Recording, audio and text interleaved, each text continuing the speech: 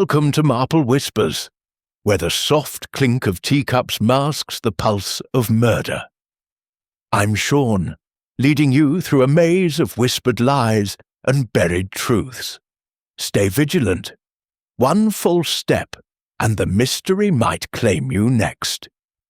In the sleepy village of St. Mary Mead, a young couple inherits a fortune from their eccentric uncle, only for it to vanish without a trace. Gold sovereigns, promised as their golden legacy, gone like smoke. Was it theft, a cruel prank, or something far more clever?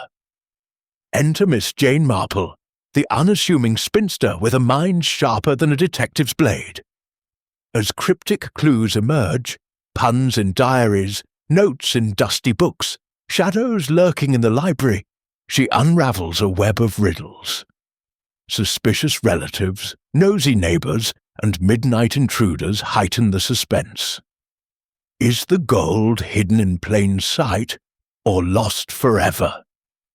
Watch as Miss Marple turns folly into revelation. The treasure concealed where no one thought to look, inside the uncle's jest books themselves. A tale of wit, greed, and one final brilliant punchline that will leave you gasping. Don't blink, the mystery unfolds now. Chapter 1. The Vanished Legacy. The village of St. Mary Mead lay nestled in the gentle folds of the English countryside, a place where time seemed to dawdle like an elderly parishioner after Sunday service. Cottages with thatched roofs huddled along winding lanes, their gardens ablaze with the last defiant blooms of autumn, chrysanthemums in fiery oranges and deep crimsons, defying the encroaching chill. It was here, in her modest home on the High Street, that Miss Jane Marple spent her mornings, seated by the bay window, with her knitting needles clicking a rhythmic counterpoint to the world outside. Her eyes, bright and bird-like behind her spectacles, surveyed the scene with the precision of a hawk. The postman cycling past with his sack of letters, the vicar's wife hurrying to a committee meeting, and the occasional villager pausing to exchange a word or two under the pretense of admiring the weather. Miss Marple had long ago learned that the true pulse of human affairs beat not in the grand halls of London, but in these quiet exchanges, where secrets simmered beneath polite smiles. She was a slight woman, with silver hair neatly pinned, and a demeanour as unassuming as her woolen cardigan. Yet her mind was a repository of insights drawn from decades of observing the foibles of her neighbours. People are much the same everywhere, she often thought, whether in a bustling city or a sleepy hamlet. Greed, love, jealousy. They weave their patterns as predictably as this scarf I'm knitting. On this particular morning, the crisp air carried the scent of wood smoke and fallen leaves, and Miss Marple's attention was momentarily diverted by a flurry of activity at her niece's cottage across the way. No, not her niece, her goddaughter's aunt, or some such tangled relation. The village ties were as intricate as a spider's web. But it was young Charmian Stroud who caught her eye, bursting through the gate with the energy of a whirlwind. Charmian was a striking girl of 25, her auburn curls escaping from beneath a fashionable cloche hat. Her cheeks flushed not just from the wind, but from some inner turmoil. She moved with the grace of someone accustomed to drawing admiring glances. Her quick laugh, a melody that could lighten the dullest gathering. Beside her, though not yet visible, would be her husband, Edward Rossiter, a solid, earnest fellow with dark hair and a furrowed brow that spoke of city ambitions, finance, perhaps, or law.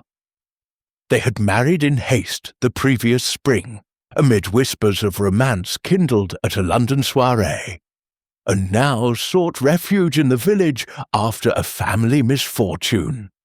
Charmian pushed open the door to her aunt's drawing-room without so much as a knock, her voice carrying on the breeze to Miss Marple's attentive ears. "Aunt Letitia, it's simply unbearable. Uncle Matthew's fortune, gone, vanished into thin air.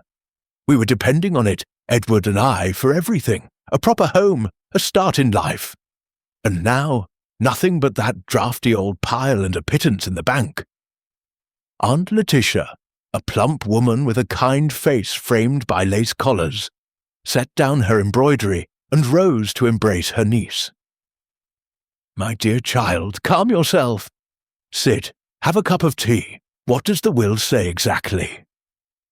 As Charmian sank into a chintz armchair, her words tumbled out in a rush. Uncle Matthew Blair had been the family's eccentric, a retired gentleman of leisure who had made his money in obscure investments during the war years, amassing what was whispered to be a king's ransom in gold sovereigns. He lived alone in a rambling manor on the village edge, surrounded by his collections, peculiar artifacts from distant travels, mechanical toys that sprang to life with hidden mechanisms, and an endless array of books on jests, riddles, and historical pranks. "He was always pulling tricks," Charmian continued, her green eyes flashing, "hiding gifts in absurd places, like that time he buried a necklace in the garden and gave me a treasure map for my birthday. But this, promising us his golden legacy in every letter, only for it to disappear upon his death. It's as if he's laughing from beyond the grave." Edward entered then, his footsteps measured, his expression one of restrained frustration. He was taller than his wife, with the build of a man who played tennis on weekends, his tie impeccably knotted despite the rural setting. "The doctor says it was his heart. Sudden, no warning. But the solicitor's search turned up nothing beyond the house and a few £100. Those sovereigns, they must be somewhere. Stolen, perhaps, or squandered on one of his madcap schemes." Aunt Letitia poured tea from a silver pot, the steam curling like question marks in the air. "Matthew was odd, yes, but not wasteful. Remember how he'd quote those old jesters' tales at dinner? A fool and his gold are soon parted, he'd say with a wink. Perhaps there's more to the will than meets the eye. You should speak to Mr. Petherick. He handled everything." Unbeknownst to the trio, Mr. Petherick was indeed the key that would draw Miss Marple into the web. The solicitor, a portly figure with a fondness for waistcoats and legal anecdotes, was an old bridge partner of hers. That afternoon, as Miss Marple paid a visit to his offices under the guise of updating her own modest affairs, the conversation inevitably turned to the Blair case. Over a shared pot of Earl Grey in his cluttered study, papers stacked like ancient ruins, the tick of a grandfather clock marking the passage of secrets, Petherick leaned forward conspiratorially. "It's the talk of the village, Miss Marple. Young Charmian and her husband are distraught. Matthew Blair left them the house and contents, but the fortune? Poof! No trace in banks, no investments cashed out. Rumours of gold sovereigns hidden away, but my clerks have combed every inch." Miss Marple sipped her tea, her gaze drifting to the window where leaves swirled in eddies. "How very curious! Men like Mr. Blair, with their love of mischief, they seldom part with their treasures without a flourish. It puts me in mind of old Mrs. Hargreaves, you know, who concealed her prized jam recipes in the lining of her apron. Always a riddle, wrapped in a bit of fun. One wonders if this isn't his final encore." As she departed, the seed of intrigue took root in her mind, promising a puzzle as tantalizing as any she had unravelled in the quiet confines of St. Mary Mead. The vanished legacy was no mere accident. It was a challenge, beckoning her sharp wits to the fore. Chapter 2. The Peculiar Will. The morning sun slanted through the mullioned windows of St. Mary Mead casting long shadows across the cobblestone streets that wound like forgotten promises through the village.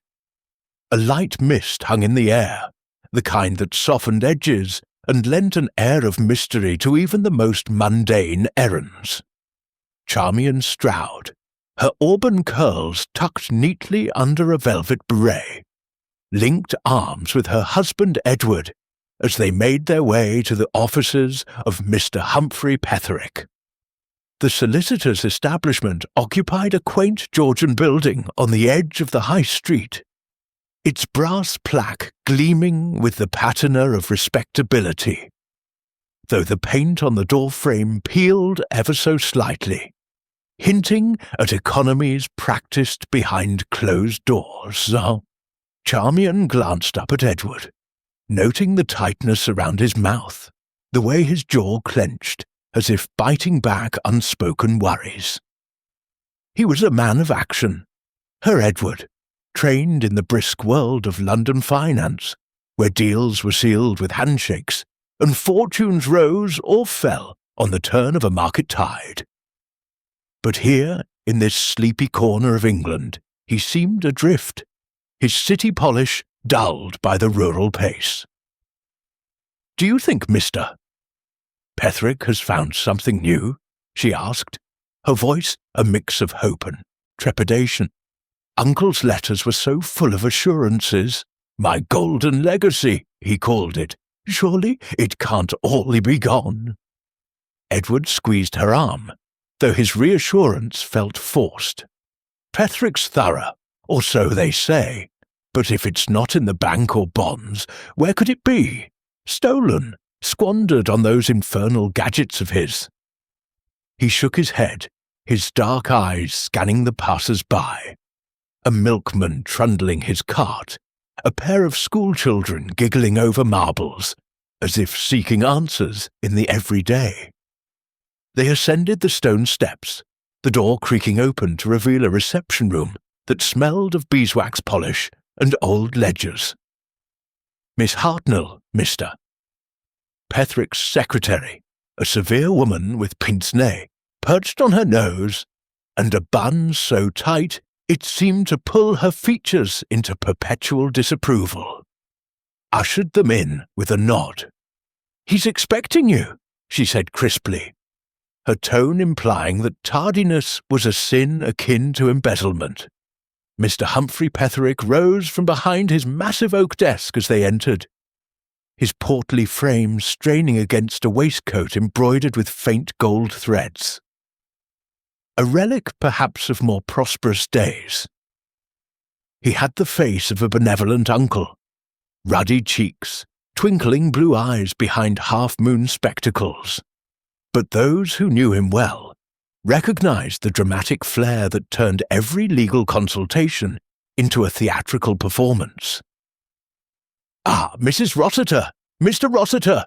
he boomed, gesturing to the leather armchairs opposite him. "Do sit down. A trying time, I know, but we'll get to the bottom of it." The will lay before him on the desk, its pages yellowed like autumn leaves, inscribed in Uncle Matthew Blair's distinctive hand, a spidery script that looped and flourished as if each word were a jest in itself. Petherick cleared his throat with the gravity of a judge pronouncing sentence, then began to read aloud, his voice rising and falling in measured cadences. "I, Matthew Archibald Blair, of Blair Manor, St. Mary Mead, being of sound mind and body, though my detractors might quibble on the former, do hereby declare this to be my last will and testament to my dear niece, Charmian Stroud Rossiter, and her husband Edward Rossiter. I bequeath my residence, Blair Manor, in its entirety, along with all its contents, the furnishings, the curiosities gathered from my travels, and my library of jests and japes. May you find amusement in them, as I have done these many years. Let the pages turn to laughter, and the shelves hold more than dust." He paused, allowing the words to sink in, then continued with the minor bequests. A small sum to the village church for the upkeep of the organ, a set of antique cufflinks to his old school chum in Devon, and a curious donation to the local orphanage for toys that trick and teach. But of the rumoured fortune, the gold sovereigns amassed from clever speculations in colonial ventures, the investments that had whispered of wealth beyond the dreams of village folk, there was not a mention. Charmian leaned forward, her gloved hands twisting in her lap. "But Mr. Petherick, that's all. The house and amusement." Uncle spoke so often of his golden year's worth, as he put it. He promised it would set us up for life. A flat in Kensington, perhaps even a motor car. We were counting on it, you see. Edward's position in the city is promising, but starting out, it's not easy. Petherick steepled his fingers, his expression one of sympathetic regret, though a flicker of curiosity danced in his eyes. "Indeed, Mrs. Rossiter, it's peculiar. Your uncle was not a man given to extravagance. His accounts show modest expenditures. Books, odd mechanical devices from those catalogues he favoured, the occasional trip to London for auctions of rarities. No large withdrawals, no hidden debts that we've uncovered. My clerks have pored over the ledgers, interviewed the bank manager in the county town. The balance stands at a mere £500, enough for immediate needs, but hardly the legacy he hinted at." Edward's brow furrowed, his voice edged with frustration. "Hints? They were more than hints, sir. In his letters, here, I've brought one." He produced a folded sheet from his inner pocket, the paper creased from repeated readings. "My dear Charmian and Edward," he read aloud, "as I approach the twilight of my golden years, rest assured that my sovereign treasures will light your path. A jest or two along the way, but the reward is real. Sovereign treasures, that can't be coincidence. He collected gold sovereigns, didn't he? From the Victorian era, minted with the Queen's profile. Where are they?" Petherick adjusted his spectacles, peering at the letter as if it held cryptic runes. "A punster to the end, your uncle." Sovereign could mean many things. Monarchs, coins, even supreme jests, given his fondness for wordplay. I recall him quoting Shakespeare at our last meeting. "All that glitters is not gold, but with a twist, though in my case it might be." He chuckled mightily at that. "But legally, the will is ironclad. No codicils, no secret clauses. The house is yours to search, of course. Perhaps he left clues there." Charmian shivered slightly, though the room was warm from the coal fire crackling in the grate. Clues? Like one of his games. He used to hide Easter eggs in the most outlandish spots. The hollow of a tree under the piano lid, even sewn into the hem of a curtain. We'd laugh for hours hunting them. But this feels different, cruel almost. If the money's gone, why toy with us? The solicitor leaned back, his chair creaking under his weight. Human nature, my dear. Some men can't resist a final flourish. I've seen it before, a client who buried his bonds in the garden, leaving a riddle in verse. Took the heirs weeks to decipher. But in Matthew's case, well, he was unique. Collected those jest books like others collect stamps. Folios on court jesters, medieval pranksters, even a rare edition of Till Eulenspiegel. Perhaps the amusement he mentions is literal. As the couple rose to leave, their faces etched with dejection, Petherick escorted them to the door. "If anything turns up, a hidden safe, a forgotten account, do let me know. And remember, the village has eyes and ears. Gossip might yield something." Outside the mist had lifted, but a chill wind whipped leaves into eddies, mirroring the turmoil in Charmian's heart. "What now?" she murmured to Edward. "Back to the manor? It feels haunted by his absence." Meanwhile, across the village, Miss Jane Marple had concluded her morning ritual.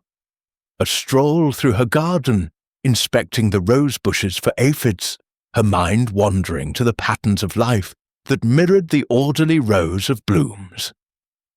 She had heard snippets of the Blair affair from her maid Dolly, who gleaned tidbits from the butcher's boy. How the young Rossiters looked peaky. How the manor stood silent without Matthew's booming laugh. "A vanished fortune," Miss Marple mused, clipping a wilted stem. "How very like the case of poor Colonel Bantry's missing cufflinks. Turned out to be in the dog's basket all along. People hide things for reasons, often playful ones." Her thoughts were interrupted by a knock at the door. It was Mr. Petherick himself, hat in hand, his face flushed from the walk. "Miss Marple!" "Just the person. Might I impose for a cup of tea? Bridge last night was dreadful. Lost 3 rubbers straight." Over scones and Darjeeling in her cosy sitting room, with its chintz curtains and shelves of well-thumbed novels, the conversation inevitably turned to the Blair will. Petherick, ever the dramatist, recounted the morning's meeting in vivid detail. The couple's disappointment, the cryptic phrasing, the absent gold. "It's baffling, Miss Marple." Matthew was no fool with money. His investments were sound. Yet, poof, gone. Reminds me of those village pranks you hear about, like the lads hiding the church bell rope. Miss Marple's knitting needles clicked steadily, a soothing underscore to her thoughts. Pranks, yes, but with adults, there's often a deeper purpose, don't you think? Like young Tommy Pierce in the village, always hiding sweets in hollow trees to watch the squirrels scatter. Harmless fun, but it taught him about surprise. Matthew Blair sounds much the same. A man who delighted in the unexpected. Perhaps his library of jests holds more than books. Petherick chuckled. "You and your insights. Always seeing the human side. Well, if you fancy a puzzle, why not invite the Rossiters for tea? They're at 6s and 7s. A kind ear might help." The idea appealed to Miss Marple's innate curiosity, that gentle probing into lives that so often revealed truths hidden in plain sight. By afternoon, a note was dispatched to Blair Manor, and promptly at 4 o'clock, Charmian and Edward arrived at her cottage door. The sitting room welcomed them with the scent of fresh-baked Madeira cake and the warmth of a log fire. Miss Marple, in her lavender tweed, greeted them with a smile that crinkled the corners of her eyes. "Come in, dears. Such a chilly day. Tea will set you right." As they settled, Charmian poured out the tale anew, her voice gaining animation as she described Uncle Matthew's eccentricities. He was forever quoting Shakespeare with a twist. "To be or not to be, that is the jest," he'd say, then burst into laughter. His library is stuffed with antique books, first editions of Punch, collections of riddles from the Renaissance. He'd read them aloud at dinner, eyes twinkling like a child's. Edward nodded, stirring his tea absently. "And the puns? Golden years. We thought it meant his savings from the gold rush speculations." He travelled to Australia in his youth, came back with stories of nuggets the size of fists. But now, It feels like a mockery." Miss Marple listened intently, her needles pausing only to sip her tea. She drew them out with gentle questions about Matthew's visitors, his habits, his final days. "He had a distant nephew, George, who came last month," Charmian recalled. "A slippery sort, always borrowing money. Uncle laughed it off, but I wonder." The afternoon waned, shadows lengthening across the carpet as stories unfolded. Matthew's mechanical birds that sang bawdy tunes, his hidden compartments in furniture for surprise gifts, his love of enigmas that baffled guests. Miss Marple filed each detail away, her mind weaving connections like threads in a tapestry. "How fascinating," she murmured. "It reminds me of old Miss Weatherby, who hid her pearls in a teapot." No one thought to look there until the maid brewed a pot. People are so predictable in their unpredictability. As the couple departed, promising to keep her informed, Miss Marple stood at the window, watching their figures recede down the lane. The sun dipped low, gilding the rooftops in amber light, and she pondered the peculiar will. "Amusement in the library," she whispered to herself. "But what if the jest is the key? Gold in pages, perhaps, literal or figurative." The puzzle intrigued her, a thread of mischief in the fabric of village life, promising revelations as subtle and sharp as her knitting needles. Yet, as evening fell, a sense of unease stirred. Whispers in the village shop hinted at strangers seen near Blair Manor before Matthew's death. A shadowy figure in the garden, a motor car idling on the lane. Was it theft, or something more sinister? Miss Marple shook her head. Speculation was folly without facts. But facts, she knew, had a way of surfacing, like cream in milk. The next day dawned brighter, the mist banished by a brisk wind that rattled the leaves like impatient fingers. Charmian and Edward returned to Petherick's office, armed with a bundle of Uncle Matthew's letters, hoping for overlooked clues. The solicitor pored over them, his brow creased. "More puns, sovereign rule, gilded folly. He's toying with us from the grave." Edward paced the room, his footsteps muffled on the Persian rug. "We must search the manor properly. Every nook, every book. If it's a game, we'll play it." Charmian agreed, though doubt clouded her eyes. But what if it's not there? What if he gave it away? To George? Or some charity he never mentioned? Petherick stroked his chin. Possible, but unlikely. Matthew was meticulous. His will covers all.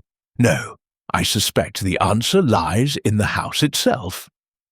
Leaving the office, they encountered Mrs. Price Ridley, the village's self-appointed guardian of morals, her stout figure swathed in a fur-trimmed coat.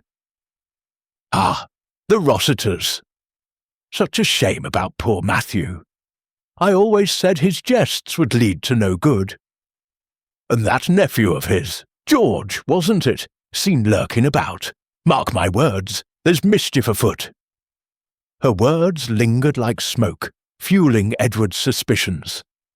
"George," he muttered, "we should confront him." Back at the manor, the search began in earnest. The library, with its towering shelves and leather armchairs, seemed a labyrinth of possibilities. Books tumbled to the floor as they pulled volumes at random. Histories of jesters, anthologies of pranks, but yielded only dust and faded inscriptions.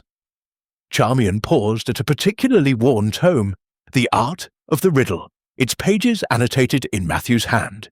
The best treasures are those unseen. A chill ran through her. "Edward, listen to this. In folly's binding, gold abides. Another pun?" He examined it, hope flickering. "Perhaps, but which book? There are hundreds."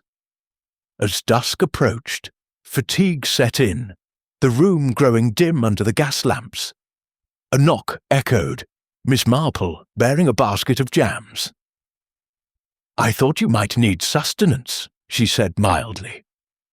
Over tea in the drawing-room, she listened to their progress, her eyes sharp. "Bindings, you say? How intriguing.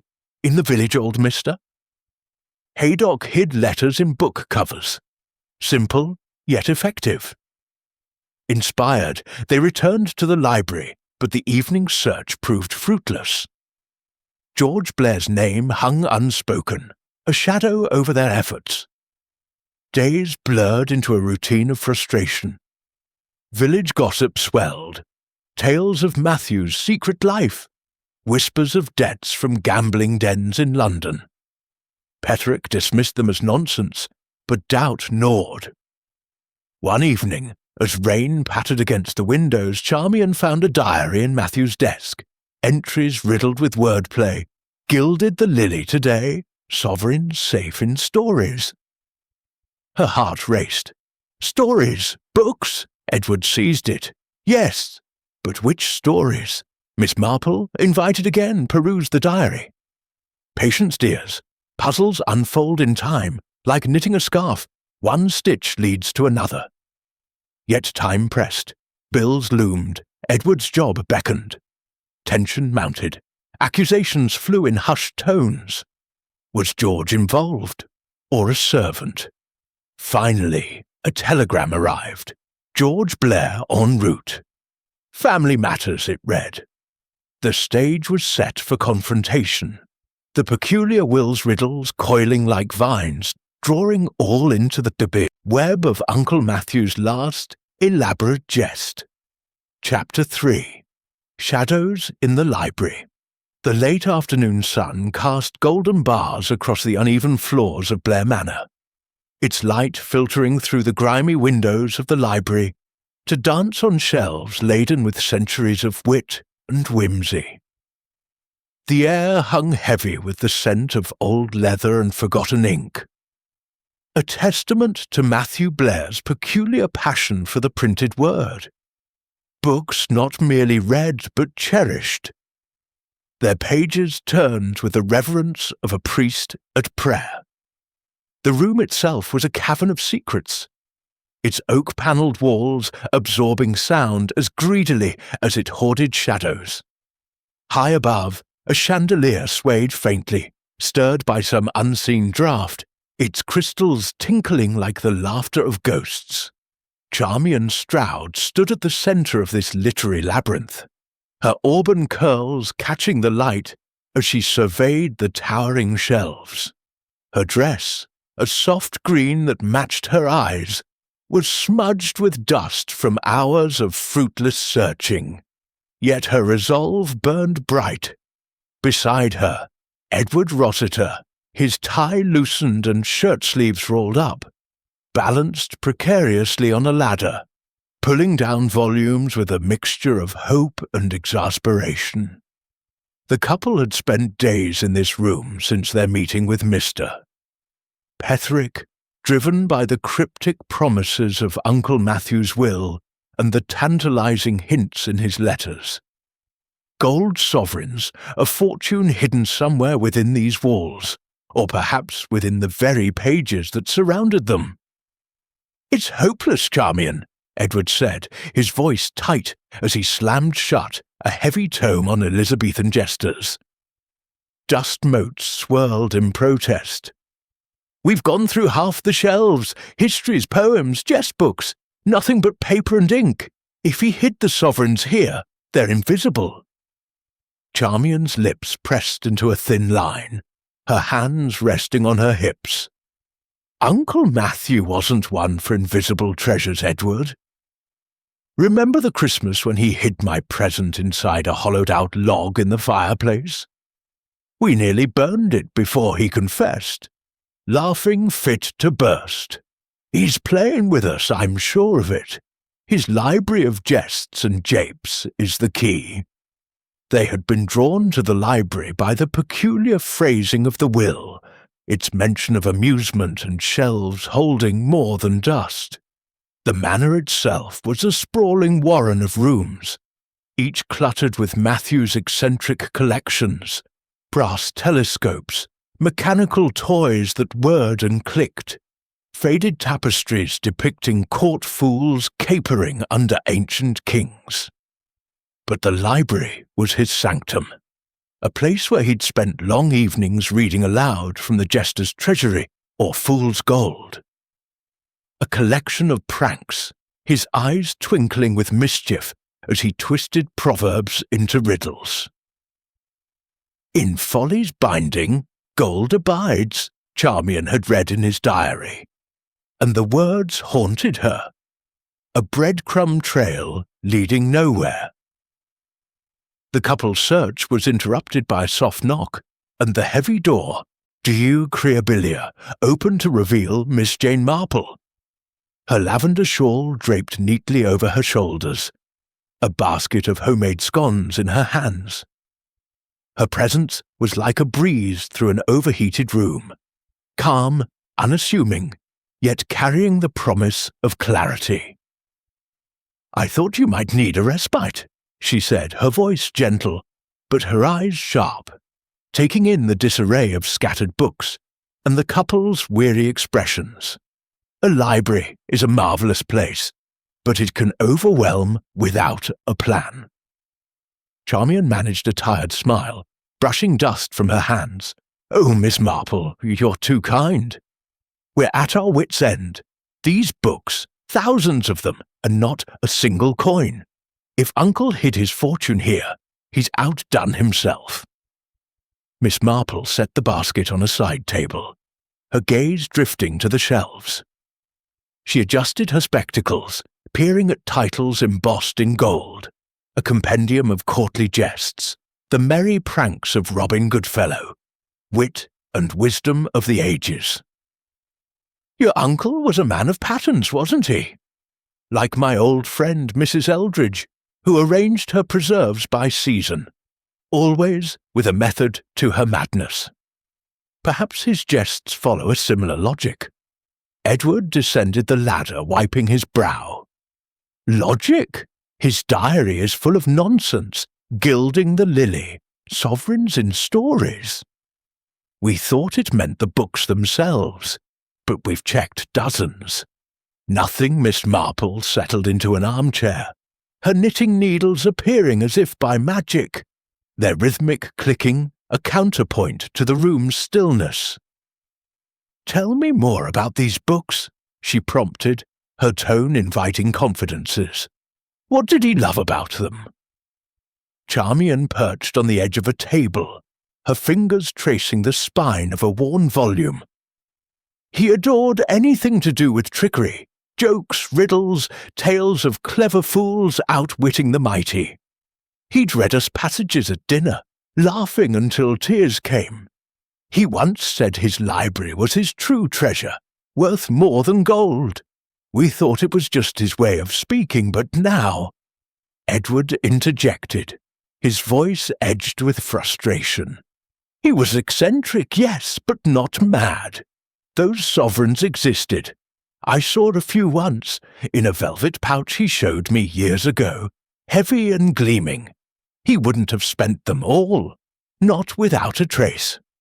Miss Marple's needles paused, her eyes narrowing slightly. "How interesting. A man who values jests above all might weave his treasure into them, don't you think? In St. Mary Mead, we had a schoolmaster who hid his savings in a hollowed-out dictionary under fortune. Quite literal, yet no one thought to look there." Before they could pursue the thought, a sharp rap at the manor's front door echoed through the halls. Charmian frowned, glancing at Edward. Who could that be? It's nearly tea time. They hurried to the entrance, Miss Marple following at a measured pace, to find Mrs. Price Ridley, the village's self-proclaimed arbiter of sheer impropriety, standing on the doorstep. Her fur-trimmed coat and severe hat gave her the air of a general inspecting troops, and her sharp eyes darted past them into the manor's dim interior. "Good afternoon, Mrs. Rossiter, Mr. Rossiter," she said, her tone implying she had caught them in some minor scandal. "I heard of your troubles and thought to pay my respects." Poor Matthew, so sudden his passing. Her condolences rang hollow, and Charmian's smile was strained. "Thank you, Mrs. Price Ridley. We're still adjusting." The older woman stepped inside uninvited, her gaze lingering on the dusty portraits lining the hall.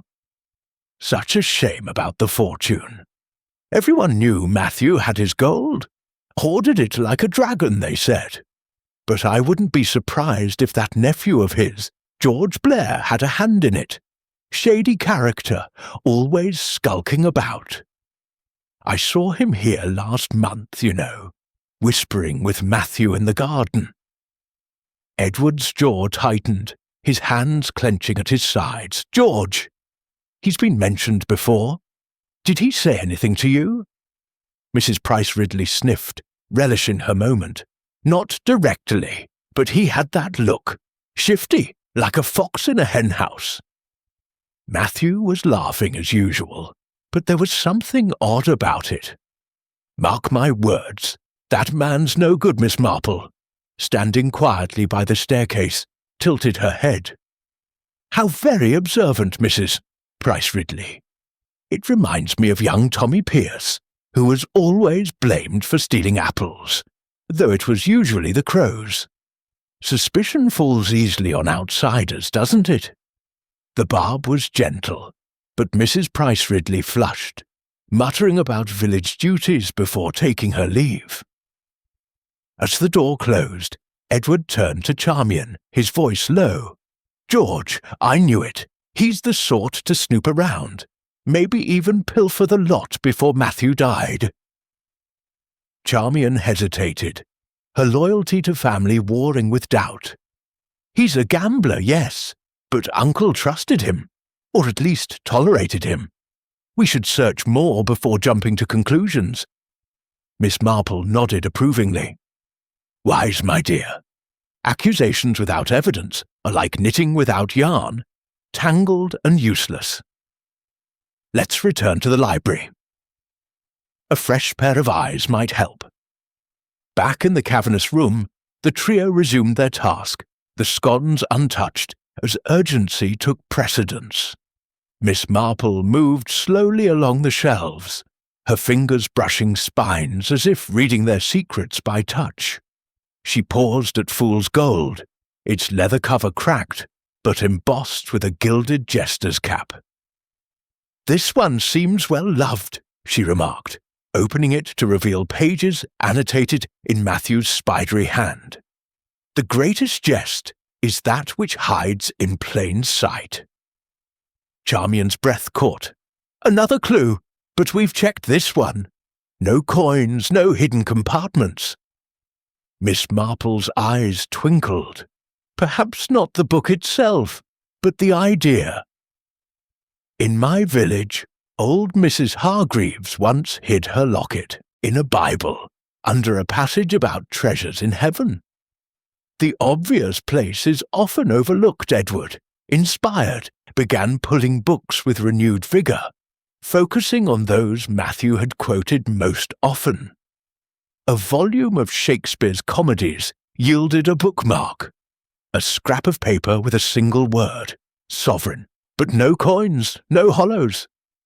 Frustration mounted as the clock struck 6, the light fading to a dusky glow. Then a sudden noise, a thud from the far end of the library. Charmian gasped, clutching Edward's arm. "What was that?" They moved cautiously toward the sound, Miss Marple trailing with surprising agility. A book lay on the floor, its cover splayed open, The Art of the Riddle. Inside, tucked between pages, was a folded note in Matthew's hand. "Seek the sovereign rule in pages of folly." Edward's eyes widened. "This is new!" It must have fallen when we shifted the shelves. Charmian unfolded the note, her hands trembling. "Pages of folly? More jest books? But which ones?" Miss Marple examined the note, her lips pursed. A deliberate clue, perhaps dislodged by your efforts. Or, she glanced at the shelves, her gaze sharpening. Perhaps someone else has been searching. The thought hung heavy. Had George been here, rifling through the library in secret? Or a servant, tempted by rumours of gold? The manor's staff, a housekeeper, Mrs. Gibbs, and a young gardener, Tom, had been loyal to Matthew. But greed could sway even the steadfast. Edward's voice was grim. We need to lock this room at night. If someone's sneaking about, we'll catch them. Miss Marple nodded, though her thoughts were elsewhere. A precaution, yes, but consider, your uncle's jests were never malicious. This note suggests a game, not a theft. In St. Mary Mead, we had a boy who hid his marbles in a bird's nest, knowing we'd find them eventually. The joy was in the discovery. As they locked the library door, the note clutched tightly. The manor seemed to pulse with secrets. Outside, the village settled into evening, lamplight glowing in cottage windows, but whispers of the Blair fortune spread like wildfire. At the local pub, the Blue Boar, regulars speculated over pints. Had Matthew gambled it away? Donated it to some obscure cause? Or was it hidden, waiting for a clever mind to unravel the jest? Miss Marple returned to her cottage, her mind abuzz. Over a cup of cocoa, she reflected on the day's events, her knitting needles idle for once. Shadows in the library, she murmured, but shadows require light to cast them. And Matthew Blair was a man who loved to shine. The next morning, Charmian and Edward resumed their search, the note's words burning in their minds. They focused on the jest books, shaking each one, prying at bindings, but found only more cryptic inscriptions. A visit from the vicar, offering condolences, brought a new rumour. A stranger seen near the manor the night before Matthew's, a death, cloaked and silent. Probably nothing, the vicar said, but Edward's suspicions flared anew. By noon, a telegram arrived, its message terse. George Blair arriving tomorrow. Family Matters Charmian paled, handing it to Edward. He's coming here? After all this time? Miss Marple, invited for lunch, read the telegram with a thoughtful hum. How timely! Like the arrival of Mr. Jenkins at the fete, just when the cake went missing. Coincidence or something more? As they sat in the manor's dining room, the weight of the mystery pressed down. The library, with its shadows and secrets, loomed in their thoughts, its shelves a silent challenge. Matthew's jests were no longer mere amusements. They were a labyrinth, and the gold sovereigns its elusive heart. The day waned, and the manor grew quiet, save for the creak of floorboards and the distant howl of wind. Charmian, unable to sleep, wandered to the library, lighting a single candle. She stood before the shelves, whispering, "Uncle, what did you mean?" A book slipped from her hand, its pages fluttering open to reveal another note. Gold rules where fools abide. She stared, heart pounding. Was it chance, or had Matthew's ghost stirred? The library, bathed in flickering light, seemed alive with possibility, its shadows whispering of treasures yet to be found. Chapter 4. The Distant Relative. The wind howled around Blair Manor as evening settled over St. Mary Mead, rattling the ancient casements and sending leaves skittering across the gravel drive like mischievous sprites. Inside, the air was thick with the scent of beeswax and old wood, the manor's corridors dimly lit by flickering gas lamps that cast long, wavering shadows. Charmian Stroud sat in the drawing-room, her fingers nervously twisting the fringe of a velvet cushion. her auburn curls falling loose from their pins after another fruitless day in the library. Edward Rossiter paced before the fireplace, his footsteps muffled by the threadbare Persian rug, his face set in a scowl that spoke of frustration, edging toward desperation. The cryptic note found in the art of the riddle, "Seek the sovereign rule in pages of folly," lay on the table between them, its ink seeming to mock their efforts with every glance. "We've turned that library upside down," Edward said, his voice sharp as he paused to stare into the fire's dying embers. "Every jest book, every volume on pranks, nothing but dust and more of Uncle Matthew's riddles. If this is his idea of a legacy, it's a cruel one." Charmian sighed, her green eyes reflecting the firelight. "He wasn't cruel, Edward.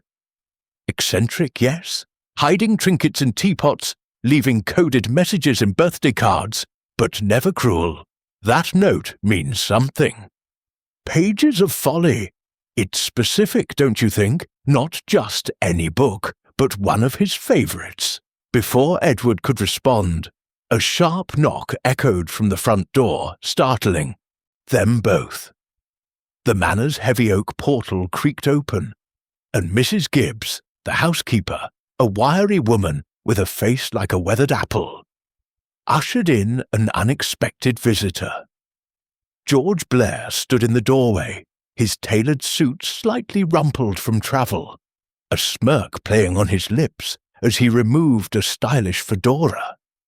His hair was slicked back, his eyes darting with the alertness of a man accustomed to weighing odds, whether at a card table or in a family feud. He was Matthew's distant nephew, a figure from the fringes of the Blair clan, known more for his gambling debts than his familial loyalty. "Charmian, Edward," George said, his voice smooth as polished brass. "I hope I'm not intruding. I heard about Uncle Matthew's passing, such a shock. Thought I'd pay my respects and see how you're faring."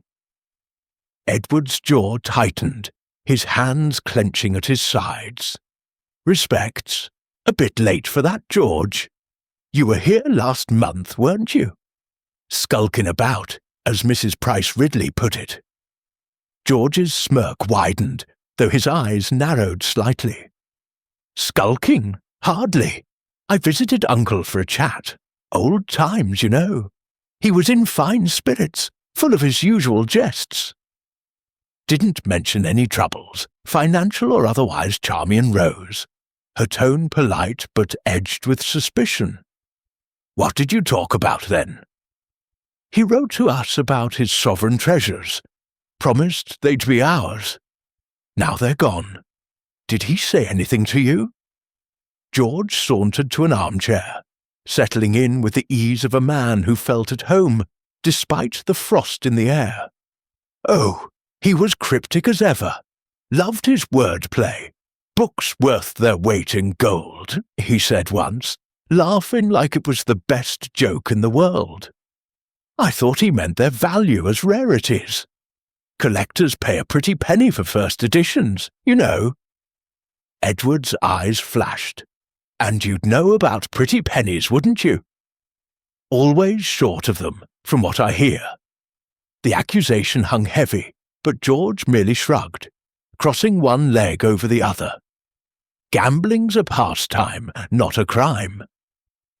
Uncle never minded, lent me a fiver now and then, with a wink and a quote about fools and their money. But if you're suggesting I took his fortune, you're barking up the wrong tree." Mrs. Gibbs, lingering by the door, cleared her throat. "Shall I bring tea, ma'am? Or perhaps something stronger with a guest and all?" Charmian nodded distractedly. "Tea, please." "And ask Tom to check the library door. It's been locked since last night." As the housekeeper departed, the room fell into an uneasy silence, broken only by the crackle of the fire. George's arrival had stirred the pot of suspicion, his casual demeanour a stark contrast to the couple's mounting anxiety. The manor felt like a stage, each player waiting for a cue to reveal their part in Matthew's final act. The tea arrived, accompanied by a tray of biscuits that no one touched. George sipped his cup, his gaze roaming the room, over the faded tapestries, the mantelpiece cluttered with Matthew's oddities, a brass monkey that played a tune when wound, a glass orb that glowed faintly when shaken. "This place hasn't changed," he mused.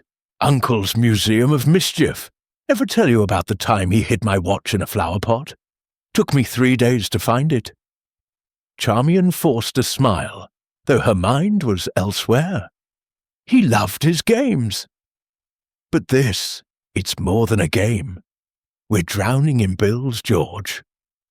Edward's job in London can't cover a mortgage on a Kensington flat, not yet. If you know anything, I don't, George cut in, his tone firm but not unkind.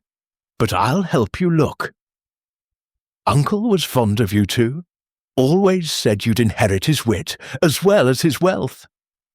Maybe it's in the library, like you think Edward snorted, setting his cup down with a clink. Help? Or help yourself? Mrs. Price Ridley saw you in the garden last month, whispering with Matthew. What was that about? George's smirk faltered, a flicker of unease crossing his face. Whispering? We were discussing his mechanical birds, those ridiculous things that sing off-key. He wanted to order a new one from Germany. Nothing sinister, I assure you. The conversation was interrupted by a soft thud from the hall, followed by Mrs. Gibbs's hurried footsteps. "Beg pardon, ma'am," she said, poking her head in. "Tom says the library door was ajar. Thought you'd locked it." Charmian's heart skipped. Ajar? But we secured it last night after finding that note. Edward was on his feet, striding toward the library with the others trailing behind. The heavy door stood slightly open, its lock gleaming but unengaged. Inside, the room was as they'd left it. Books scattered across tables, a ladder leaning against a shelf, but the air felt different, charged with the possibility of intrusion. Edward scanned the floor, his eyes narrowing. "Look!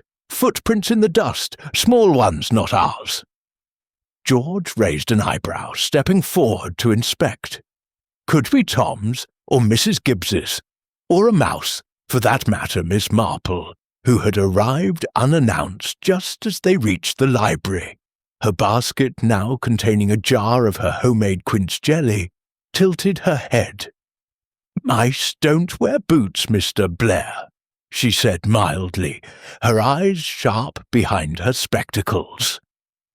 She had been invited to join them after a chance encounter at the village shop, where Charmian had poured out the latest developments over a display of tinned peaches.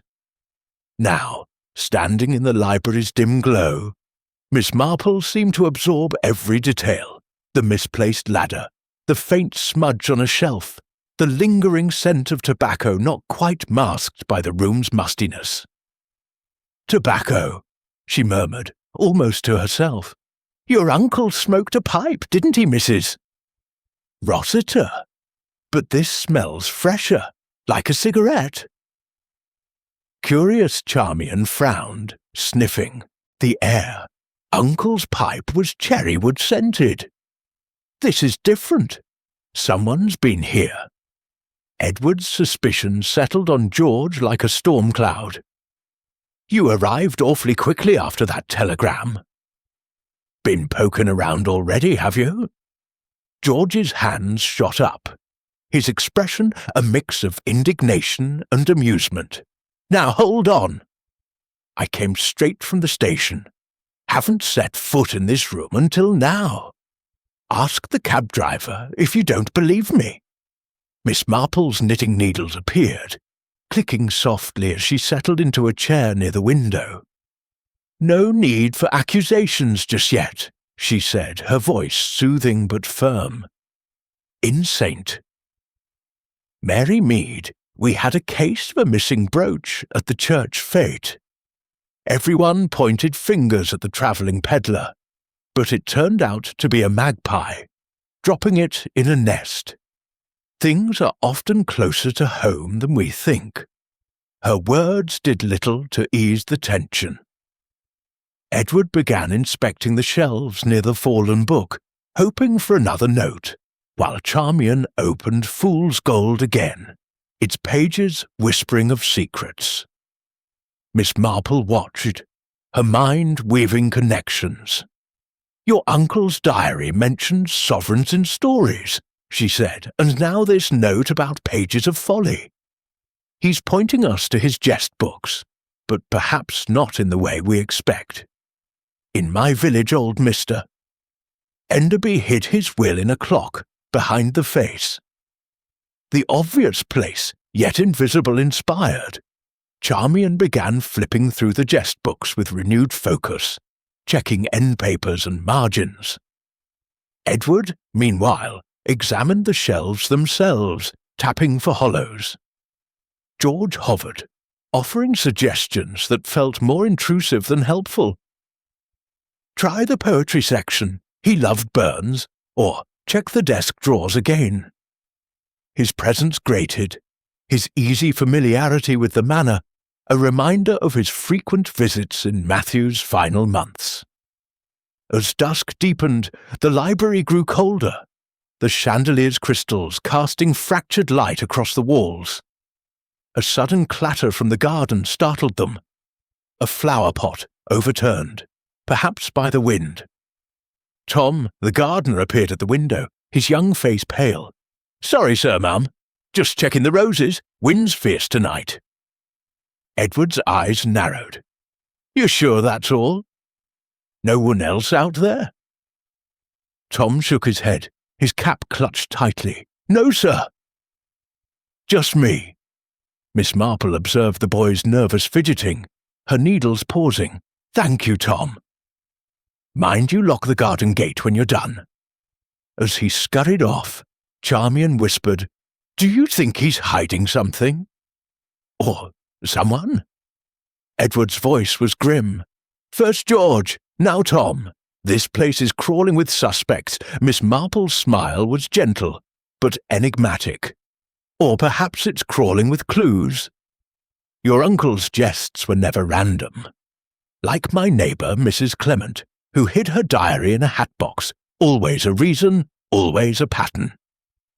The evening wore on, the search yielding nothing but aching backs and frayed tempers. George offered to stay the night, citing family duty, but Edward's glare sent him to the village inn instead. "We'll see you tomorrow," Edward said curtly. "Bring proof you're not involved, if you can." Alone again, Charmian and Edward sat by the fire, the note's words echoing in their minds. Miss Marple, lingering over a final cup of tea, offered a parting thought. "In my experience, dears, the best hiding places are those we walk past every day. Your uncle's fortune is here, I'm sure of it, not in a bank or a thief's pocket, but in his world of jests." As she left, the manor settled into an uneasy silence, broken only by the wind's restless moans. Charmian, unable to sleep, wandered back to the library, her candle casting a trembling glow. She opened the Jester's Treasury, its pages worn from Matthew's touch. A faint underline caught her eye, a line from a medieval prank. "The fool's gold lies where wisdom dares not look." Her heart raced. "Wisdom dares not look," she whispered. Was it another clue, or just another layer of Matthew's maddening game? She replaced the book, unaware that outside in the garden's shadows a figure watched, cigarette smoke curling into the night. The village, too, was restless. At the Blue Boar, regulars swapped theories. Had Matthew's fortune been smuggled abroad? Was George in league with a London fence? Or had the old man, in a fit of whimsy, given it to the church under a false name? Mrs. Price Ridley, holding court over her sherry, insisted she'd seen a cloaked figure near the manor weeks ago. Up to no good, I'll wager. Back at her cottage, Miss Marple sat by her fire, her knitting idle as she pondered. A distant relative, a cryptic note, a library full of jests, she mused. It's like young Sally's riddle at the village fair. Simple, once you see the trick. But whose trick is this? The next morning, George returned, his demeanour unchanged, though his eyes held a new wariness. With him came a parcel, a bundle of Matthew's old letters, sent to him years ago. Thought these might help, he said, handing them to Charmian. He was always writing about his golden jests. Maybe you'll see something I didn't. Edward scanned the letters, his suspicion undimmed. Or maybe you're covering your tracks. Miss Marple, arriving for tea, examined the letters with interest. One, dated a year prior, read, "My sovereign's rest where fools reign supreme." Her eyes gleamed. Fools again. Your uncle was consistent, wasn't he? Like old Mr. Haydock, who hid his coins in a teapot, knowing we'd look everywhere but there. The day unfolded with renewed vigour, the library their battlefield. George's presence added tension, his every move watched. Yet as they searched, the manor seemed to whisper its secrets, creaks in the walls, shadows that shifted too quickly. Charmian found another note, tucked in wit and wisdom. Gold rules the page, but folly holds the key. She read it aloud, her voice trembling with hope. Edward seized the book, shaking it, but nothing fell out. George, leaning against a shelf, chuckled. Uncle's laughing at us, I swear. Miss Marple's needles clicked steadily. Perhaps. But laughter points to truth, if you listen closely. In St. Mary Mead, we had a girl who hid her love letters in a recipe book, right under her mother's nose. The answer's here, dears, in plain sight. As noon approached, a storm gathered, clouds bruising the sky. The library, with its endless shelves and hidden notes, felt like a puzzle box, each clue a turn of the lock. George's arrival had stirred doubts, but Miss Marple's calm presence anchored them. The fortune was near. She felt it, as surely as she felt the rhythm of her knitting. But whose hand would turn the final key? Chapter 5. Twists and Turns. The storm that had been brewing over St. Mary Mead broke with a vengeance as night enveloped Blair Manor, its thunderclaps shaking the ancient rafters and sending rain in sheets against the leaded windows. Inside, the drawing-room was a cocoon of warmth, the fire casting a ruddy glow over Charmian Stroud's pale face as she sat clutching a cup of tea grown cold. Her auburn curls, usually so vibrant, hung limp, dampened by the day's exertions in the library and the weight of unrelenting mystery. Edward Rossiter stood by the mantelpiece, one hand gripping a poker as if it were a lifeline, his dark eyes fixed on the latest cryptic note. Gold rules the page, but folly holds the key, found tucked within wit and wisdom. The words seemed to taunt them, a riddle wrapped in Matthew Blair's peculiar humour, promising a fortune that remained maddeningly out of reach. The library had become their battlefield, its shelves a silent army of jests and japes that mocked their every effort. Days of searching had yielded only more questions. Scattered books, cryptic inscriptions, and the unsettling sense that someone, or something, was watching their every move. The arrival of George Blair, Matthew's slippery nephew, had only deepened the tension, his glib assurances and casual familiarity with the manor stoking Edward's suspicions. The faint smell of cigarette smoke in the library, the ajar door, the overturned flower pot in the garden, all hinted at unseen hands meddling in their quest. Charmian set her cup down, her voice barely above a whisper. "Edward, what if it's all a farce? What if Uncle Matthew spent the sovereigns years ago and left these notes to torment us? We can't keep living in this house, searching endlessly. Your firm expects you back in London next week." Edward's grip on the poker tightened, his knuckles whitening. "He didn't spend it, Charmian." "I know it. Those sovereigns were his pride. He showed me a handful once, gleaming like pirate treasure. He wouldn't squander them, not with all his talk of golden legacies." "But George, he's hiding something. Those letters he brought, too convenient, don't you think?" Before Charmian could reply, a gust of wind rattled the shutters, and a distant creak echoed from the hall. She shivered, pulling her shawl tighter. "This place feels alive sometimes, as if Uncle's still here, laughing at us. That note, 'Folly holds the key,' it's driving me mad. Which book? Which shelf?" Their conversation was interrupted by a soft tap at the door. Mrs. Gibbs, the housekeeper, entered, her apron dusted with flour from preparing tomorrow's bread. "Begging your pardon, ma'am, sir, but Miss Marple's arrived. Says she was passing by and thought to check on you, storm or no."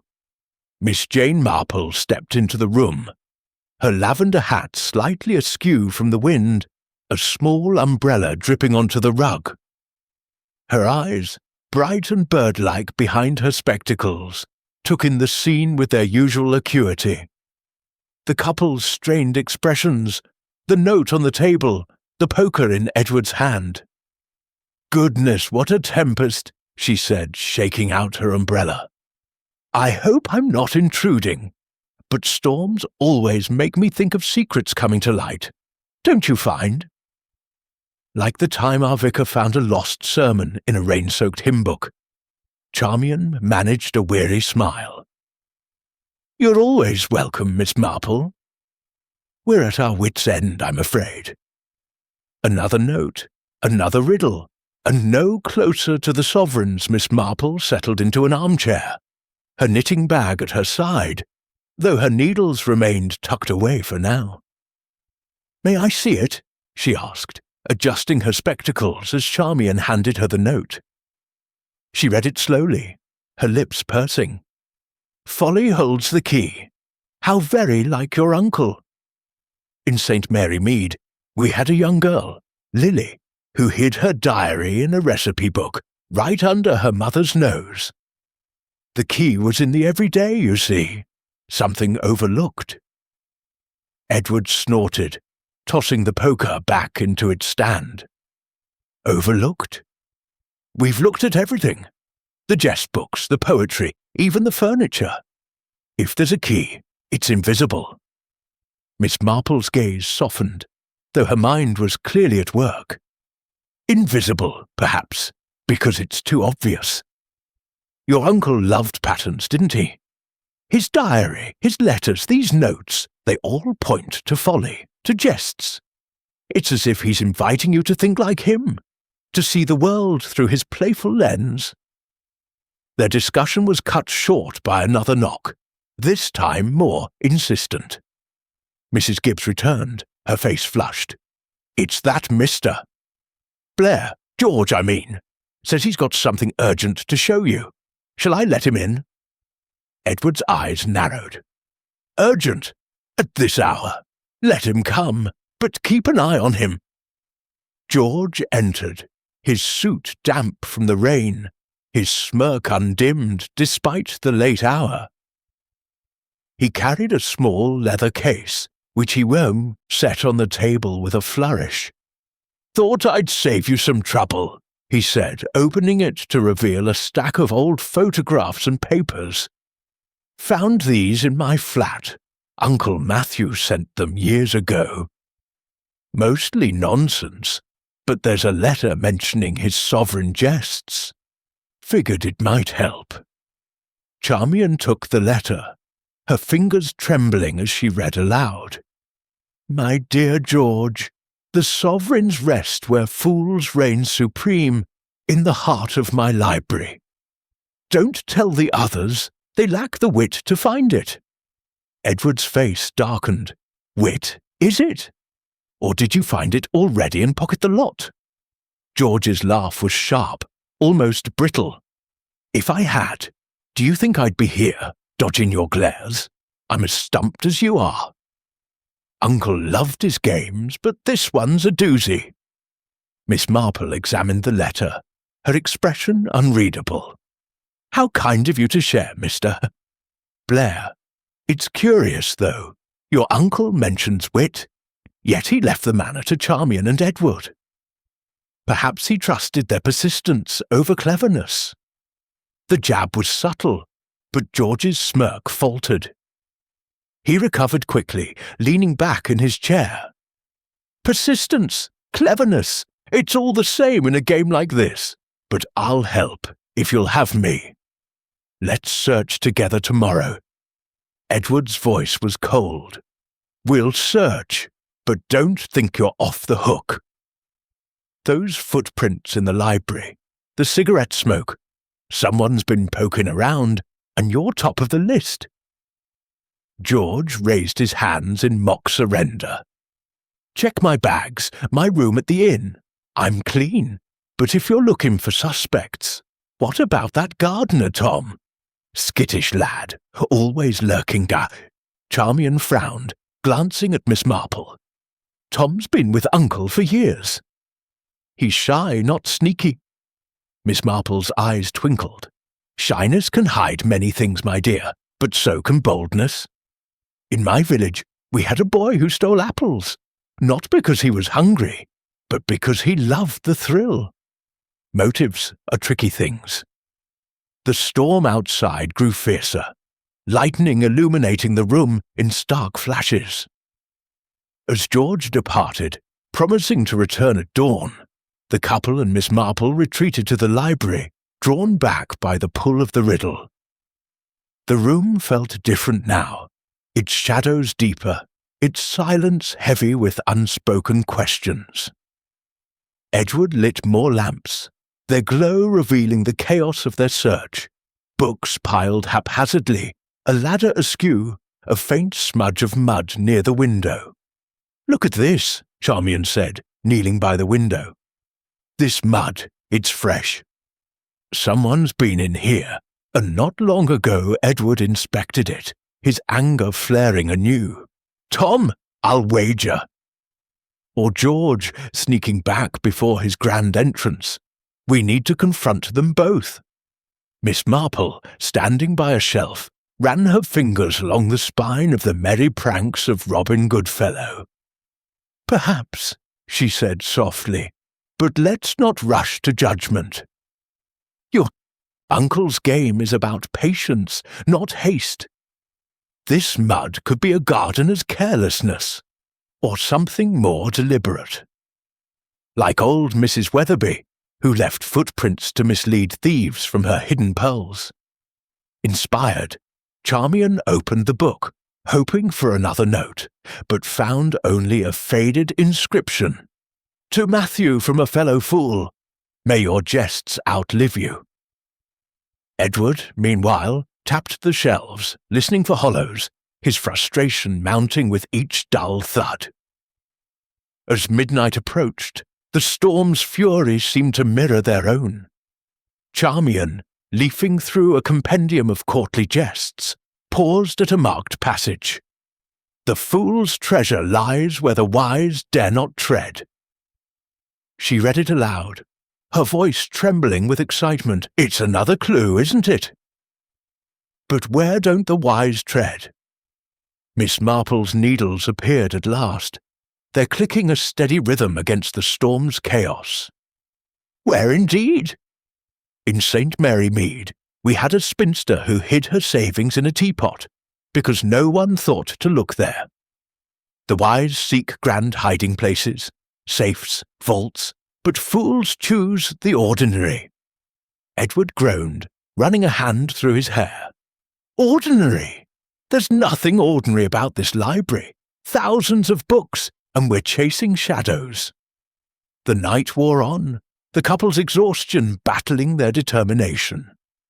Miss Marple, sensing their flagging spirits, suggested a break. Rest, dears. A clear mind sees what a tired one misses. I'll call tomorrow. We'll tackle this together. As she left, the manor fell silent, save for the storm's relentless drumming. Charmian, unable to sleep, wandered the halls, her candle casting eerie shapes on the walls. In the library, she paused by a portrait of Uncle Matthew, his eyes twinkling with mischief, even in oil and canvas. "What did you do with it?" she whispered, half expecting an answer. Morning brought a sodden dawn, the village streets slick with rain. At the Blue Boar, gossip swirled like steam from teacups. Tales of a stranger seen near the manor, a cloaked figure in the storm, whispers that Matthew had debts from a failed venture in Australia, rumours that George had been spotted at a London pawnshop, selling gold coins. Mrs. Price Ridley, ever the font of speculation, insisted she'd heard footsteps in the manor's garden at midnight. "Mark my words, there's thievery afoot," she declared, her sherry glass raised like a gavel. Miss Marple, sipping tea with the vicar's wife, listened to the rumours with her usual calm. "How fascinating," she said, her eyes distant. "It's like the case of the missing hymnals. Everyone blamed the choir boys, but it was the verger, hiding them for a prank. People see what they expect to see." Back at the manor, George arrived as promised, his leather case under his arm.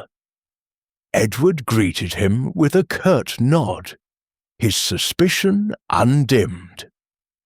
"Let's get to it," he said, leading the way to the library. Charmian, clutching the latest note, began checking the jest books again, while George scanned the shelves with an air of detached curiosity. Miss Marple joined them, her presence a quiet anchor. She picked up Fool's Gold, turning its pages slowly. "Your uncle was fond of this one, wasn't he?" she asked. "Perhaps because it mirrors his own jests, hiding value in plain sight." George, flipping through a volume of Burns, chuckled. "Plain sight?" Uncle was never that straightforward. He'd hide a needle in a haystack and call it a masterpiece. Edward's temper snapped. "Enough games, George. If you know where the sovereigns are, say so, or I'll have the constable drag you to the station." George's eyes widened, his smirk gone. "You think I'd steal from family? I came to help, not to be accused." Charmian stepped between them, her voice firm. "Stop it, both of you! Fighting won't find the gold. Miss Marple, what do you think? Where do we look next?" Miss Marple's needles clicked, her gaze fixed on the shelves. "I think we look where fools reign supreme, as your uncle wrote. Not just in the books, but in their essence. In my village, a boy hid his marbles in a bird's nest, knowing we'd search the ground. The answer's here, dears, but it requires a fool's perspective." The day unfolded in a haze of dust and frustration, the library yielding no new clues. George's presence grated, his suggestions veering from helpful to infuriating. As evening fell, a new rumour reached them via Mrs. Gibbs. The village postman had seen a light in the manor's attic the previous night, flickering like a signal. "Could be a fault in the wiring," she said, but her eyes were uneasy. Edward seized on it. "The attic, we haven't searched there properly." maybe the books were a distraction. Charmian hesitated, her faith in the library unshaken. But the notes all point to books. Folly, pages, jests. The attic's full of old trunks and cobwebs. Miss Marple's voice was soft but firm. Check the attic by all means, but don't abandon the library. Your uncle's jests have a rhythm, like a dance. We're close to the final step. As they climbed to the attic, the manor creaked around them, its secrets pressing in. The attic was a maze of dust-covered relics, trunks of faded costumes, broken furniture, a cracked mirror reflecting their tired faces. They searched until midnight, finding only a child's toy drum and a bundle of letters from Matthew's youth, filled with more puns. My wealth lies in laughter. Exhausted, they returned to the library, the note's words echoing, Folly holds the key. Charmian, near tears, picked up the Jester's treasury again, her fingers tracing its worn cover. A faint seam caught her attention, a slight bulge in the binding. She froze, her breath catching. Edward, look at this! But before she could explore further, a crash from the garden shattered the silence. A window broken, glass glittering in the moonlight. Edward rushed outside, George and Miss Marple following. In the shadows, a figure fled, too swift to identify. The library, once a sanctuary, now felt like a trap, its secrets guarded by unseen eyes. Miss Marple, unfazed, turned to Charmian. Courage, my dear. Your uncle's jest is nearing its punchline. Tomorrow we'll find it, I'm sure. As the storm subsided, leaving a dripping calm, the manor stood silent, its library a puzzle box waiting to be unlocked. The sovereigns were near, but so were the shadows, and the truth hung just out of reach, tantalizing as a fool's laughter. Chapter 6. The Revelation. The storm had passed, leaving Saint. Mary Mead bathed in a tentative calm, the air sharp with the scent of wet earth and bruised roses. Blair Manor stood sentinel under a bruised sky, its ivy-clad walls glistening as the first stars pierced the dusk. Inside, the library was a hive of anticipation, its gas lamps casting a warm glow over the chaos of scattered books and overturned chairs. The latest clue, gold rules the page, but folly holds the key, lay like a gauntlet thrown down by Matthew Blair, his final jest a puzzle that had ensnared Charmian Stroud, Edward Rossiter, and their unlikely ally, Miss Jane Marple. The broken window in the garden, the fleeting shadow that had vanished into the night, only heightened the sense that the solution was near, yet guarded by unseen forces. Charmian stood by the library's towering shelves, her auburn curls catching the lamplight as she clutched the Jester's treasury, its worn cover bearing the faint seam that had sparked her hope the previous night. Her green eyes, usually so bright, were shadowed with exhaustion, but a flicker of determination burned within them. Edward, his shirt rumpled and tie discarded, leaned against a table, his gaze fixed on the cryptic note as if willing it to yield its secrets. George Blair, ever the enigma, lounged in an armchair, his polished shoes propped on an ottoman, his smirk tempered by a wariness that hadn't been there before. Mr. Petherick, the solicitor, had been summoned at Charmian's insistence, his portly figure filling the doorway, his spectacles glinting as he surveyed the scene with the air of a man expecting drama. And at the heart of it all was Miss Marple, her lavender shawl draped neatly over her shoulders, her knitting needles clicking softly, a metronome to the room's pulsing tension. The broken window had been boarded up by Tom, the gardener, whose nervous demeanour had done little to quell Edward's suspicions. The village buzzed with fresh gossip. Whispers of a cloaked figure seen near the manor. Tales of George's grumbling debts resurfacing at the Blue Boar. Even a wild rumour that Matthew had buried his gold in the churchyard. But Miss Marple, sipping tea brought by Mrs. Gibbs, dismissed the chatter with a gentle shake of her head. Gossip is like a village stream, my dears, full of debris, but rarely the truth. Your uncle's fortune is here, in this room, I'm certain. His jests have a pattern, like my knitting. One stitch leads to the next. Charmian set the book down, her fingers lingering on the seam. This bulge in the binding, I felt it last night, before the window broke. Could it be something hidden inside? Edward's eyes lit up, a spark of hope cutting through his frustration. Hidden? Like a compartment? Why didn't we think of that sooner? He reached for the book, but Miss Marple raised a hand, her voice calm but firm. Let's proceed carefully, mister. Rossiter, your uncle was a man of deliberation. If he hid his sovereigns, he'd ensure they were safe, yet findable by those he trusted. Let's consider his words. Folly holds the key. Not just one book, perhaps, but a collection of them. George stirred, his smirk returning. A collection? You mean we've got to tear apart every jest book in here? That's hundreds, and we've already checked most. Mr. Petherick cleared his throat, his tone theatrical. Indeed, a daunting task, but Matthew was precise in his will. My library of jests and japes. I took it as whimsy, but perhaps it's literal.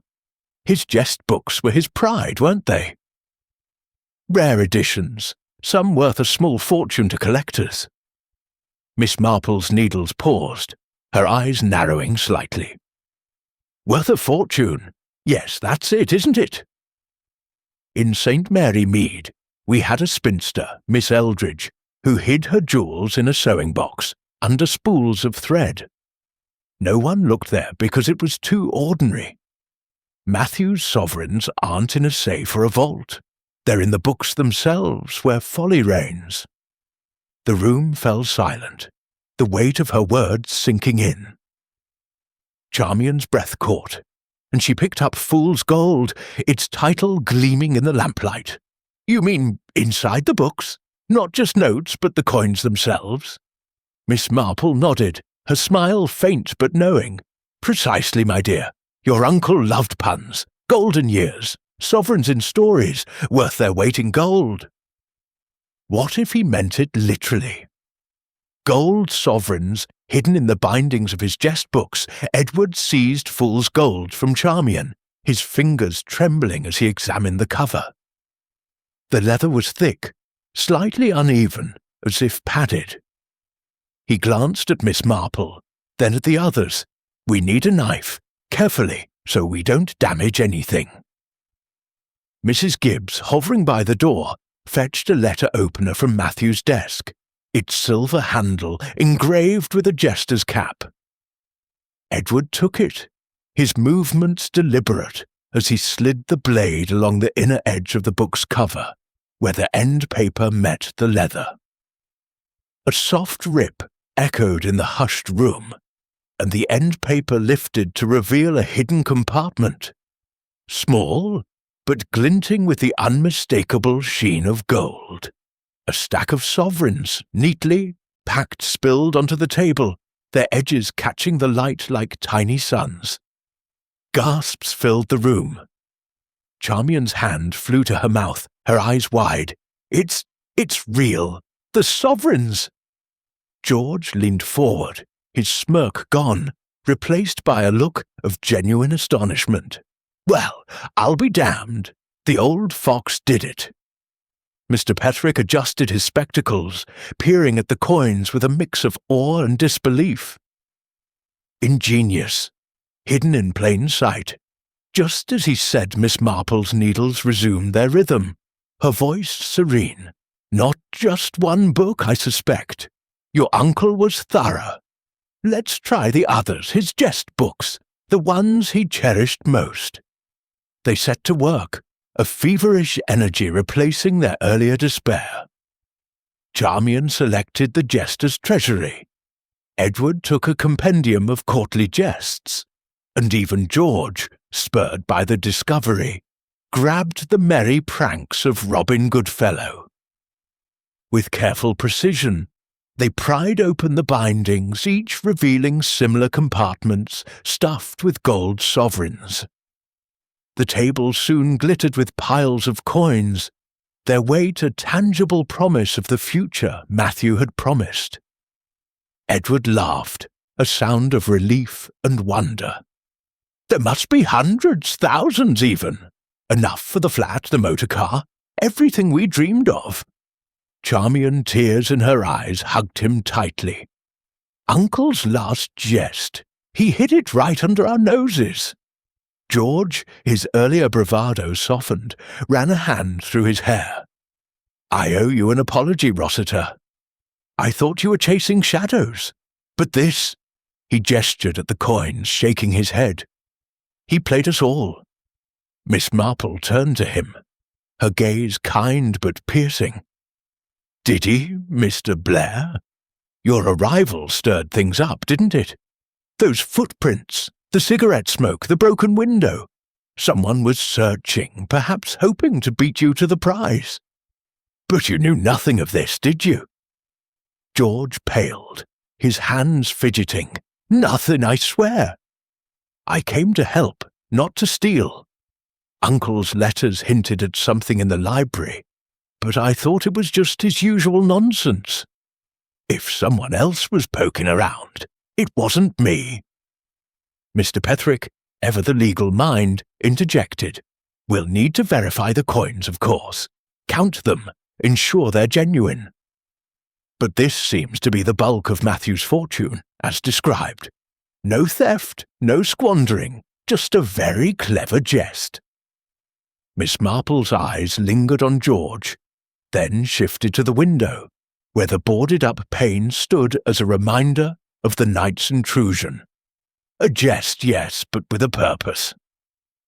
Your uncle wanted you to work for it, to see the world as he did, full of wit and wonder. The broken window, though, that suggests someone less amused by his games.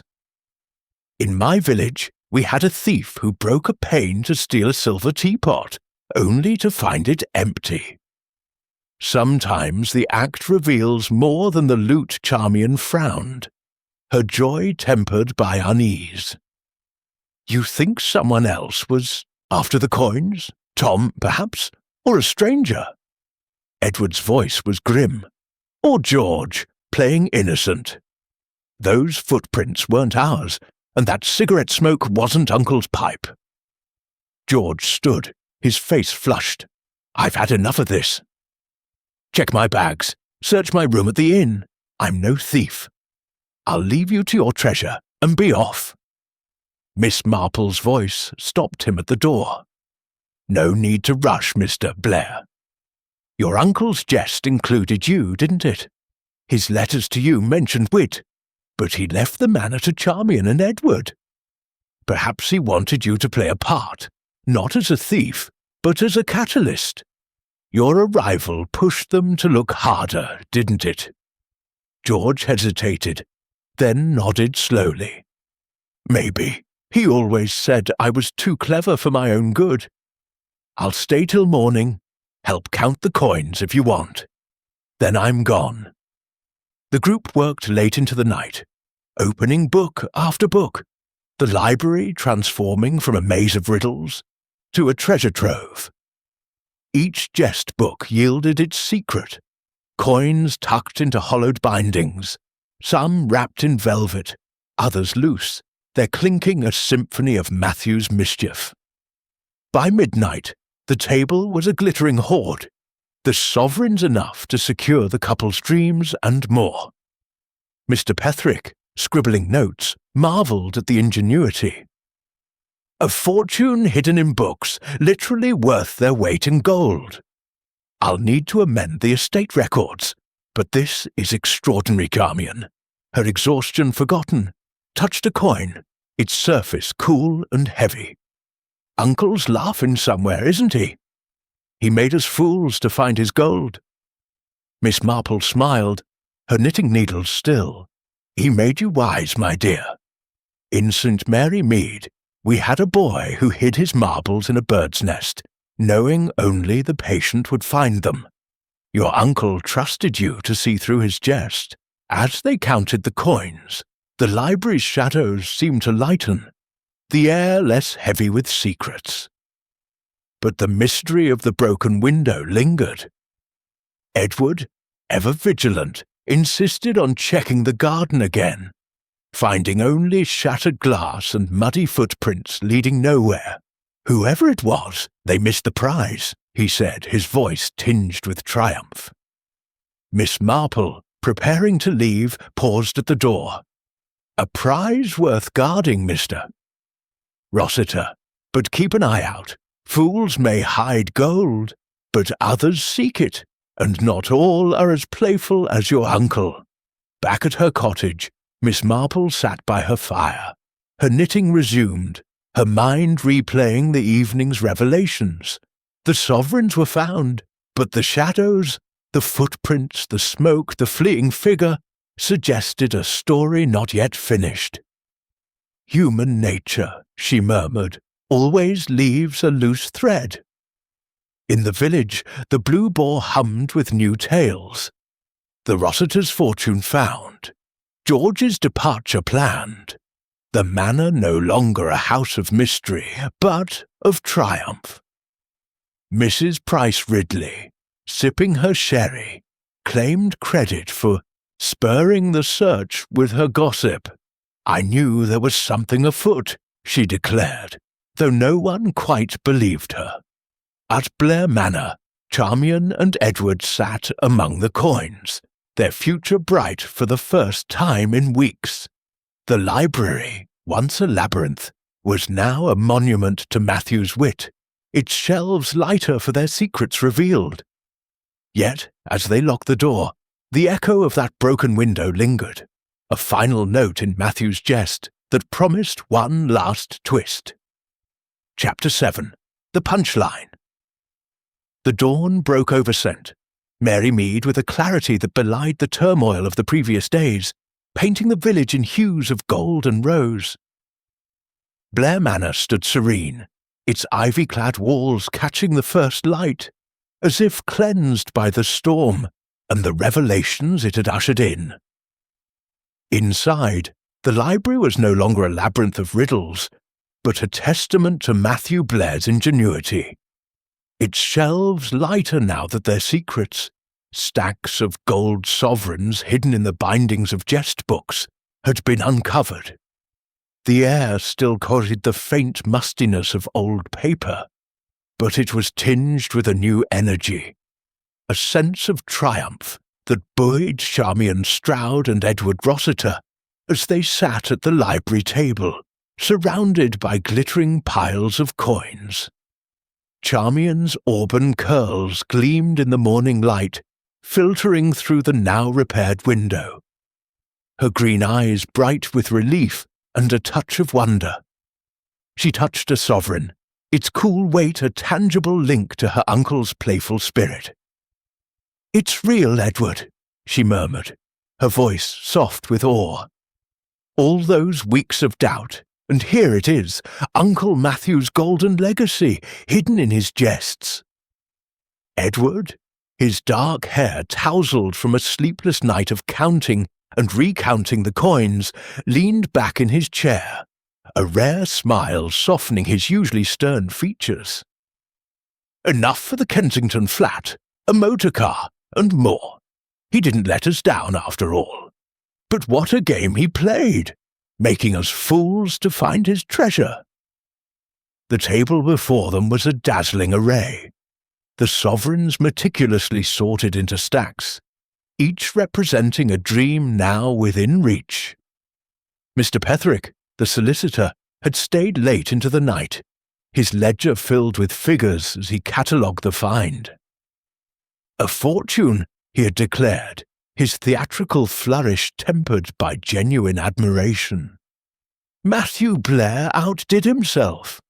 I'll arrange for a valuer from London to confirm their authenticity, but I've no doubt these are the sovereigns he spoke of. George Blair, the distant nephew whose arrival had stirred suspicion, stood by a shelf, his usual smirk replaced by a quieter expression. He had helped count the coins, his deft hands surprisingly gentle with the books, as if paying homage to his uncle's cleverness. "I'll say this for the old man," he said, his voice low. "He knew how to keep us guessing. I'm sorry for the trouble, Charmian Edward. I didn't come to cause a fuss." Edward's gaze softened, though a trace of wariness lingered. "You stirred things up, George, but maybe that was the point.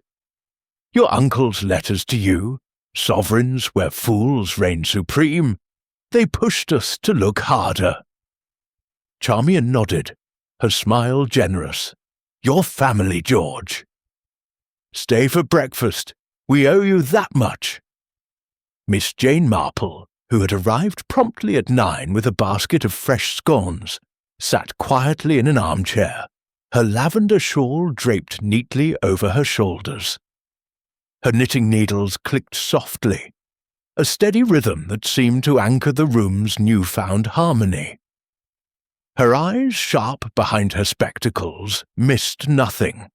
The gleam of the coins, the subtle shift in George's demeanour, the boarded-up window that still whispered of unanswered questions. "A remarkable resolution," she said, her voice gentle, but carrying the weight of insight. "Your uncle's jest was a masterpiece, wasn't it? Like my old friend Mrs. Clement, who hid her love letters in a hat-box, knowing only the curious would find them." The group gathered around the table, the morning sun casting long shadows across the polished wood. Mrs. Gibbs bustled in with a tray of tea and toast, her weathered face breaking into a rare smile. "Never seen anything like it," she said, setting down the tray. "Mr. Matthew always said his books were his treasure. Should have known he meant it." As they sipped tea, the conversation turned to the future. Charmian spoke of decorating the London flat, her voice alive with plans. A piano for the drawing room, perhaps, or curtains in a soft blue to match the Thames. Edward, ever practical, mentioned investments, his mind already calculating returns to secure their comfort. George, quieter now, offered a tentative suggestion. "If you're selling any of these jest books, there's a collector in London who'd pay handsomely. Might add to the pot." Mr. Petherick chuckled, adjusting his waistcoat. "A prudent idea, mister." Blair. "Some of these volumes, first editions mind you, are worth their weight in gold, even without the coins. I'll contact Sotheby's for an appraisal." But the shadow of the broken window lingered, a discordant note in their triumph. The muddy footprints, the cigarette smoke, the fleeing figure in the garden. Someone had been searching, and not with Matthew's playful intent. Edward's brow furrowed as he glanced at the boarded pane. "We've got the gold, but who was out there?" Tom swears he saw nothing, but those prints weren't his. "And George?" He hesitated, glancing at the man. George raised his hands, his expression earnest. "I told you, I was at the inn. Ask the landlord. He'll vouch for me. Whoever broke that window wasn't me." Miss Marple's needles paused, her gaze drifting to the window. "Curious, isn't it? In St. Mary Mead, we had a thief who smashed a window to steal a silver tray, only to find it was plate, not sterling. The act was more telling than the surprise whoever was here wanted the sovereigns, but they didn't know Matthew's mind as well as you did." Charmian shivered, pulling her shawl closer. "Could it have been a stranger?" "The village has been full of rumours. A cloaked figure, a light in the attic. What if someone else knew about the gold?" Mr. Petherick frowned, his legal mind turning. "Possible, but unlikely. Matthew was discreet about his wealth. His letters to you and George were vague, coded in jests.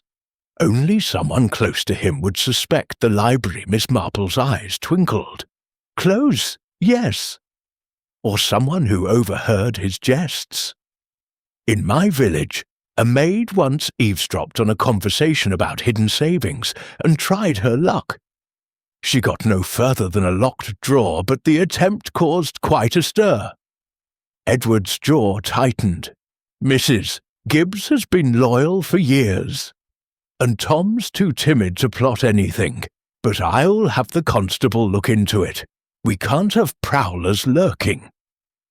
The mention of the constable prompted a visit from Constable Slack, a brisk man with a moustache that seemed to bristle with authority. He arrived mid-morning, Proustian novel, his scepticism about the case clear. "A broken window and footprints, you say?" "Not much to go on, but I'll ask around the village any description of this prowler." Charmian described the fleeting figure, cloaked, swift, lost in the storm. Slack nodded, jotting notes. "Sounds like a vagrant, perhaps. Or someone with a grudge. Mr. Blair had enemies, did he?" George snorted. "Enemies? Only people bored by his jokes." Slack's eyes narrowed, but he let the comment pass. "We'll check the grounds, question the locals." "But with the gold found, the motive's gone, isn't it?" Miss Marple, sipping her tea, said nothing, but her expression suggested she wasn't so sure. As Slack departed, she turned to Charmian. "A motive may linger, my dear.